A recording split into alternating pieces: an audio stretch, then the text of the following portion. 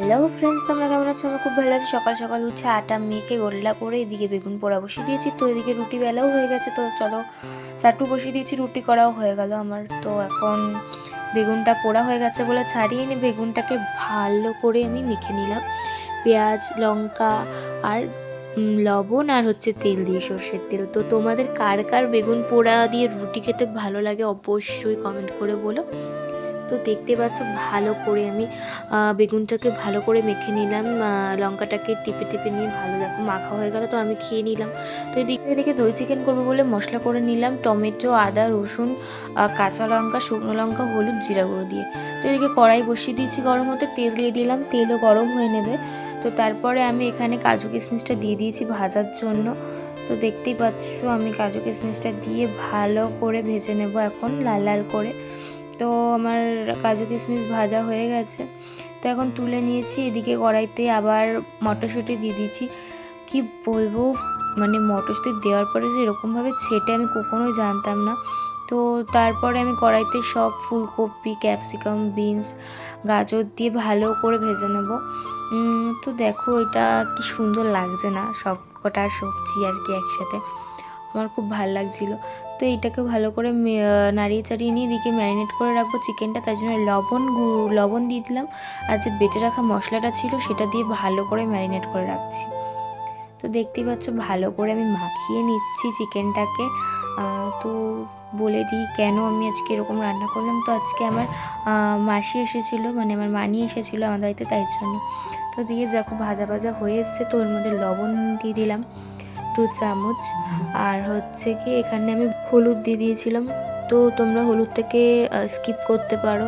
তো আমি ভুল করে না হলুদটা দিয়ে ফেলেছি, কি কথায় কথায় আমি ভুল করে হলুদটা দিয়ে ফেলেছিলাম। তো যাই হোক, কিছু করার নেই, তো দিয়ে ফেলেছি। তো তাও আমি ভালো করে এবার নাড়িয়ে চাড়িয়ে নিচ্ছি। তো দেখো কি সুন্দর লাগছে ভাজাটা, আমার খুবই ভালো লাগছিলো।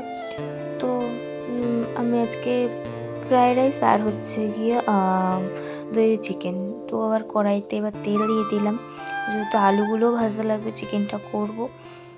তো দেখো আমি আলুগুলো দিয়ে দিয়েছি এক এক করে। তো আলুগুলো দিয়ে দেওয়ার পরে আমি আলুগুলোকে ভালো করে ভেজে নেব। তো এক এক করে সব কটা আলু আমার দেওয়া হয়ে গেছে। তো আলুগুলোকে এখন ভালো করে নাড়িয়ে চাড়িয়ে ভেজে নেব লবণ টবণ হলুদ টলুদ দিয়ে।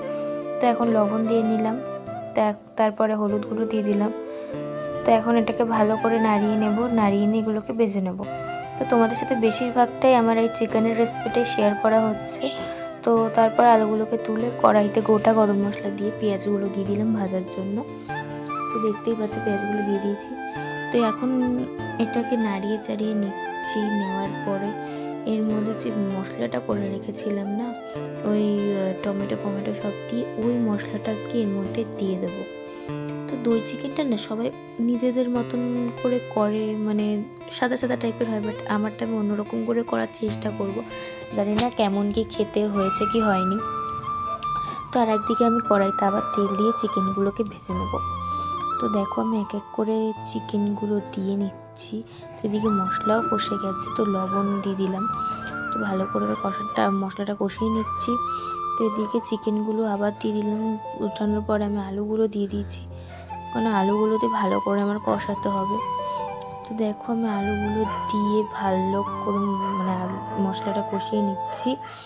তো তোমাদের হয়তো ব্যাকগ্রাউন্ডে একটু শুনতে অসুবিধা হবে, কেন বিভৎস পরিমাণে এখানে কুকুর আর কি ঘেউ করে ডাকছে।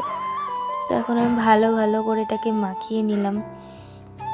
তো দেখো চিকেনটা আমার ভাজা হয়ে গেছে। তো এর মধ্যে টক দইটা দিয়ে দিলাম, তারপরে ওটা দিয়ে ভালো করে নাড়িয়ে নেবো। কি বলবো, আমাদের বাড়ির যে দুটো কুকুর থাকে, ওর নাম একটার নাম কালো একটার নাম ভোলু, দুটোই বিভৎস পরিমাণে রাস্তার লোক দেখলেই ঘ্যাঁঘ্যাঁ করে। তো দেখতেই পাচ্ছ এদিকে আমি আলুগুলোকে ভালো করে মাখিয়ে নিয়েছি। তো এদিকে কষতে কষতে আমি চিকেনগুলোকে দিয়ে দিয়েছি। তো এখন চিকেনগুলো দিয়ে আর কি ভালো করে কষিয়ে নেব। তো দেখো চিকেনগুলো দিয়ে ভালো করে কষিয়ে নিয়েছি। তো এদিকে লাস্টে একটুখানি চিকেন মশলা দিয়ে দিলাম। তো চিকেন মশলা দিয়ে তো এটাকে ভালো করে নাড়িয়ে নেব। তো তার আগে একটু জল দিয়েছিলাম, তো সেটা তোমার সাথে শেয়ার করিনি। তো এখন আমি এর মধ্যে কালারের কাশ্মীরি লঙ্কার গুঁড়ো দিয়ে দিলাম। তো লাস্টে আমি চিকেনটা হওয়ার পরে তো এর মধ্যে গরম মশলা ধনেপাতা দিয়ে দিলাম। তো আমার চিকেনটা রেডি হয়ে গেছে। তার একদিকে আমি স্নান করে নিয়েছি, স্নান করে উপরে চলে এসেছি। তো এদিকে দেখছি মানি দাঁড়িয়ে দাঁড়িয়ে কথা বলছে। তারপর মানি আমাকে ভিডিও করে দিল, আমি পুজো দিচ্ছি তখন তাই। তো বলছি নেই ভিডিওটা করেই দিচ্ছি, পুজো দিচ্ছিস। তারপর আমি ওকে নিয়ে নিলাম। ও বলছে হ্যাঁ মা ক্ষমা কর, এখন তুই যা। তারপরে এখানে আমি এসে ফ্রাইড রাইসটা মা এসে করছিল, তো সেটা দেখিয়ে দিলাম। চিনি ঘি দিয়ে ভালো করে নাড়িয়ে নিই। তারপরে সব ভাজা যেই সবজিগুলো ছিল সেগুলো দিয়ে নাড়িয়ে নিচ্ছে। তারপরে আমি একটুখানি গোলাপ জল দিয়ে দিলাম, তো গরম মশলার গুঁড়োটা দিয়ে দিলাম। তো লাস্টে আমরা খেতে বসে পড়েছি, মানিও খেতে বসে পড়েছে, আমিও খেতে বসে পড়েছি। তারপরে আমি আর সুইটি মিলে একটু ঘুরতে গেলাম রেডি ফেডি হয়ে। তো আমার শহর ক্যাফেটাতে গেছিলাম। তো দেখো সুইটি যাচ্ছে, আমিও যাচ্ছি, তো চলে এসেছি। তো আজকে আমি যে ড্রেসটা পরেছিলাম সেটাই তোমাদের সঙ্গে শেয়ার করছি। এই যে আমি চিকন কারি পরেছিলাম, আমি আর আমার বান্ধবী মানে সুইটি। তো আমরা একটু ঢং ঢং মেরে নিচ্ছি। তো এখন উপরে যাচ্ছি। তো উপরে গিয়ে এক একটা মানে জায়গা এত সুন্দর সুন্দর লাগছে। তো দেখো এখানটা কি সুন্দর লাগছে, এখানটাও খুব সুন্দর লাগছে না?